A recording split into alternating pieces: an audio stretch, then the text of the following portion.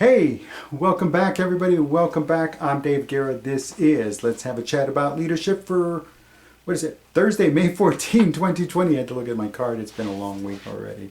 May 14, 2020. How are you? Hope you're doing well. Hope all is good with you. So, today, it's Thursday. And Thursday, what do? We talk about lessons in leadership. Lessons in leadership. And today's topic in Lessons in Leadership is learn to delegate. Learn to delegate. Learning to delegate. Now, this is a task that all leaders, managers on that side definitely have to do, but even leaders have to practice it often because one of the main advantages of delegating, it kind of shows how how your gut feeling is towards other individuals, others that follow you, others that you're managing, others that you're responsible for. So at some point, you're going to have to trust them to do something on your behalf. So that's delegating. Is there's something that needs to get done, and while yes, you can do it, how are you going to get a certain feel or aspect of someone's performance if they've never done it, and then you expect them to do it 100%? So that's when you as a leader have to come in and say, look, I know I can do this, but I want to see how you handle this. This is now a teachable moment. This is now a learning experience. I'm going to delegate this responsibility to you for the time being. Excellent. That is great. That's fantastic. That's how leaders are made, because one, their leaders see that, hey, they trust them. Two, they're willing to take a chance on them. Three, they want to see how they can get the job done if they're in charge. So there you go. 3 things for the follower, for the ones that are being managed, the ones that are being led. The leader now is not just nilly-willy, oh, go mop the floor. No, that's not what it's about. Yes, that's a necessary task. It's about entrusting them to do and complete a part of the functional day-to-day operations of the organization, of the department, of the group, of the team, something that the leader was previously doing but now wants to see how others can do it. So that's what delegation means. It's just you're handing them a task to perform, you're entrusting them, and typically they are going to be individuals that are, well, I hate to say the word, but that's the best description, is subordinate. Okay, so you have the boss, you have the manager, you have the leader. Typically it's a leader, it should be a leader. And then it's got the individuals that follow them. And then those are the ones that are doing that task. So that's how that goes. So, and again, why does a leader delegate? A leader delegates because they want to, well, not do the work. No, that might be a quick answer, but it's not the right answer.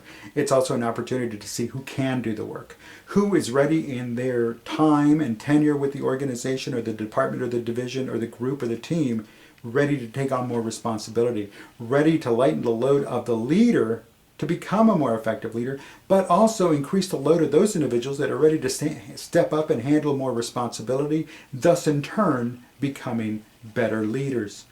Now, when should a leader delegate? Well, definitely not on day one. Not on day one.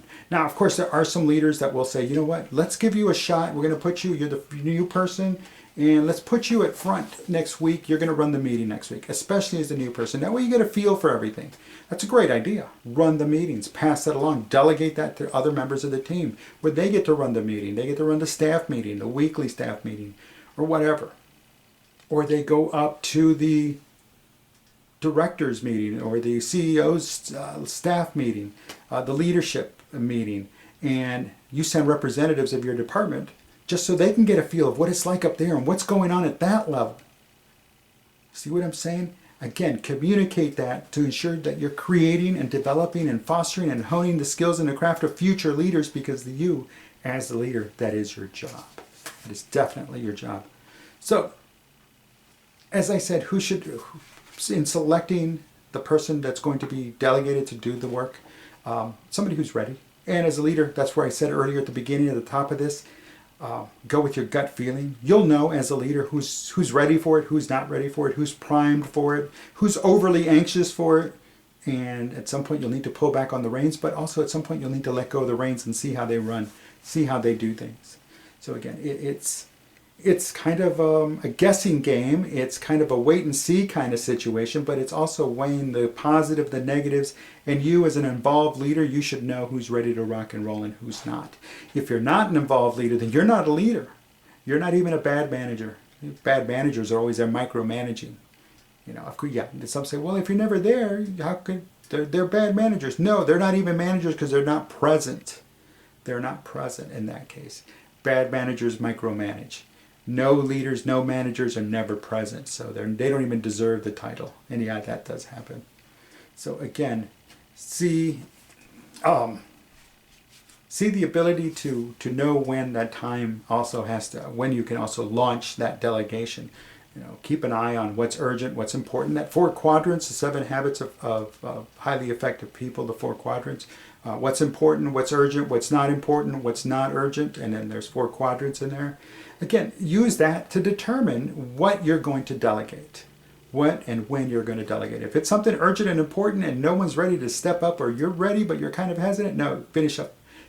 Get rid of that what's urgent and important, but start working around the not urgent, not important but urgent, you know, that kind of, those other 3 quadrants, and then start working with people until you're ready to say, you know what, it's urgent and important, you got it, and you pass it down to somebody else. And it does happen, it can happen. Well, listen, everyone, thank you for watching. This has been Let's Have a Chat About Leadership for Thursday, May 14, 2020. And tonight's topic is a Lessons in Leadership topic, Learn to Delegate.